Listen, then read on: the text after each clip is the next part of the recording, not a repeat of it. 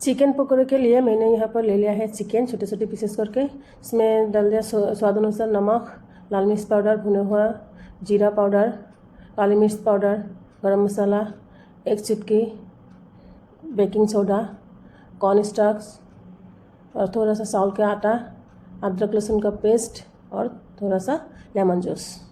अच्छी तरह से मिक्स कर लिया और एक पैन ले लिया है, उसमें ऑयल डाल के इसे अच्छी तरह से फ्राई कर लिया है।